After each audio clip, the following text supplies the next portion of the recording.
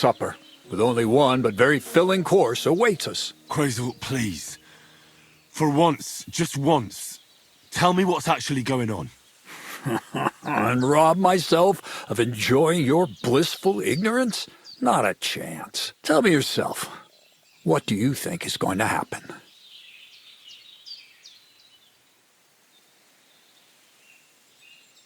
Well, hopefully I'll finally find out what the point of all this was. Or not, until you try another dose of niter. I wouldn't do that to him.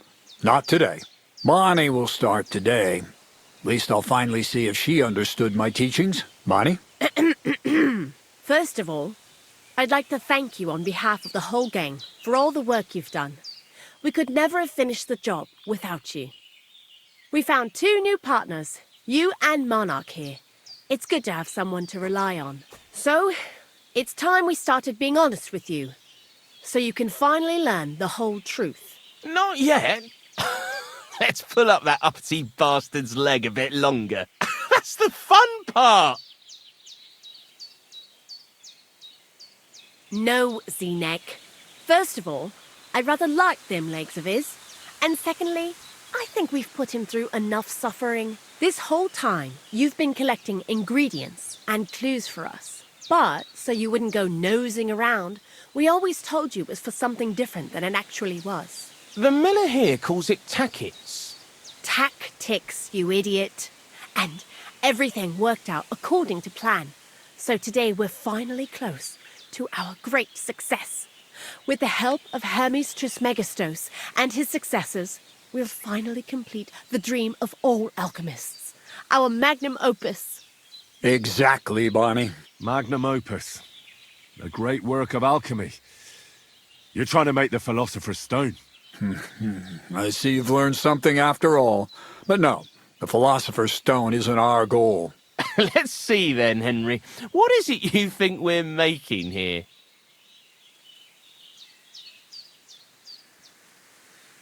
Some kind of weapon?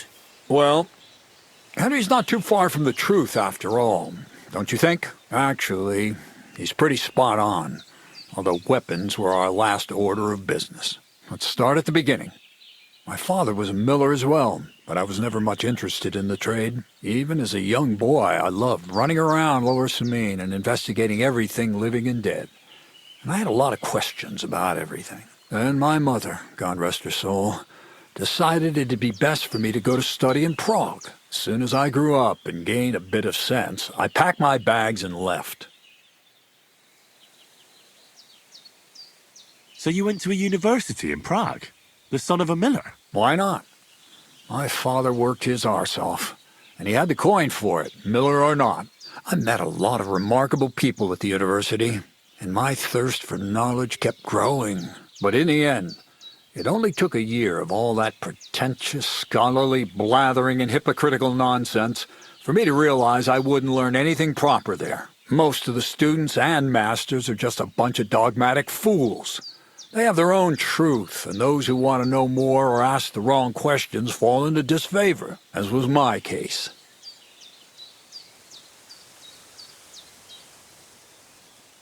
You left your studies? And I'm glad I did. The most important science is not subject to any religious dogma. And, of course, it's not taught at any university. You mean thievery? Oh, come on. The art of combination and dissolution. The key to understanding the very nature of the world. There's only one queen of science. Alchemy. I returned to the mill in Lower Samine and started a new life. What did your parents say when you returned from your studies? My mother had already passed away. All my father said was, "I knew you'd be back." And he sent me to haul sacks of flour. I think in the end he was glad to have someone to take over the mill from him. From then on, alchemy became my true passion. I brought a few important books from Prague. I started with the most difficult thing. I tried to create gold. That was pretty daring of you. As you might expect, it didn't work. But after a few tries, I managed to create something entirely different. Once I tried mixing sulfur, charcoal, and saltpeter. I had a candle burning next to me. A gust of wind scattered the mixture, and all of a sudden, bang! I almost shit myself, I tell you. But then I realized I'd unwittingly created a miracle. Explosive black powder. So I was right. You're making weapons. No, it's about much more than that. We're all in on it now. I couldn't continue my experiments on my own, but Bonnie and Zinnik did a few little jobs for me. So he initiated us. But we just still didn't know how to do it right and not blow ourselves up in the process. And we used up a huge amount of saltpeter and sulfur. By the way, the manuscript from that Hermes Trismegistos was our shopping list and price list for material from Gutenberg. Only we didn't know correct proportions. I looked up a few of my former fellow students and brought it up with them. And we found out that before us, some monk had already made the discovery. Some fella called Black Bertold. And that he even started writing a book called Feuerwehr. Feuerwerkbuch. We can believe our luck when we found out there's a copy of it right here at Trotsky. And you know the rest. It's a discovery that will change history.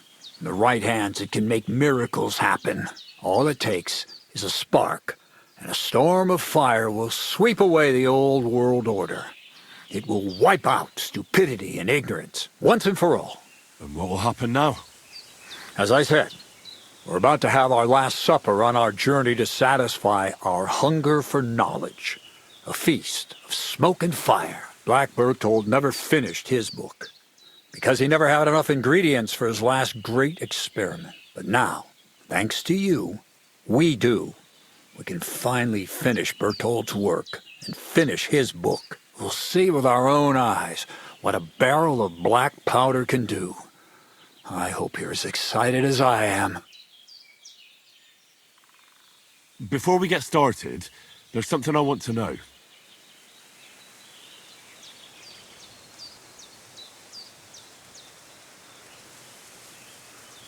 How did a scholar and an alchemist become a thief? Prague is a big city, and a poor student has no chance of getting a decent place to sleep or even something to eat. Learning to shop with 5 fingers was the first requirement for survival. We're all masters of our own destiny. What is it you studied at the university? I was supposed to become a preacher. That fits you. Maybe you'd even be a good preacher. Maybe I would. Maybe I wouldn't. God has a path prepared for each of us. And each of us here decided not to follow it. I was supposed to be a dyer, but I was too lazy to work 6 days a week and soak my hands in lye. I was supposed to become a nun, but I didn't want to give up the booze and fellas. You know, I've already told you everything. The world is what you make it. What is it you're going to do with this powder? During wartime, like it is now, a flammable and explosive mixture like this has more uses than you can imagine. If we had a few big barrels of the stuff, we could demolish Trotsky if we wanted to. And maybe we will. All of us here are truly passionate about the idea of a new world. And now it's within our grasp. Do you really need that much saltpeter? We do. Saltpeter makes up almost 3/4 of the mixture. Not even all the cows in the region could produce enough for us once we really get started with manufacturing. This book, Feuerwerkbuch, what's written in it? Everything you'd want to know about black powder. How to mix it in a proper ratio. How to store it. How to light it properly. And especially how to use it in warfare. Because that's the most important part, after all. I've heard enough. Now I want to see that with my own eyes. Let's do it then. Bonnie, is everything ready? Indeed it is. We can get started. Long live the beautiful new world.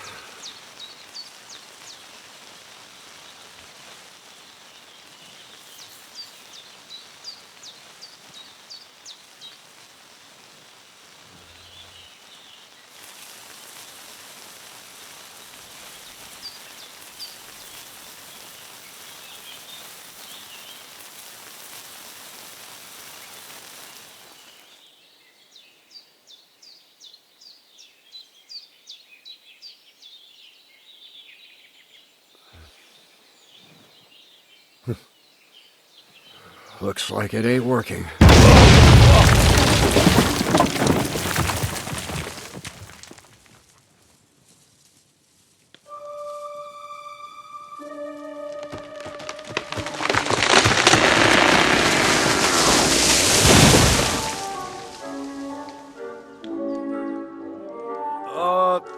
I'd say it works just fine.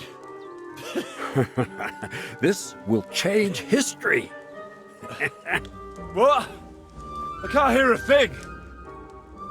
But I'd say it works just fine.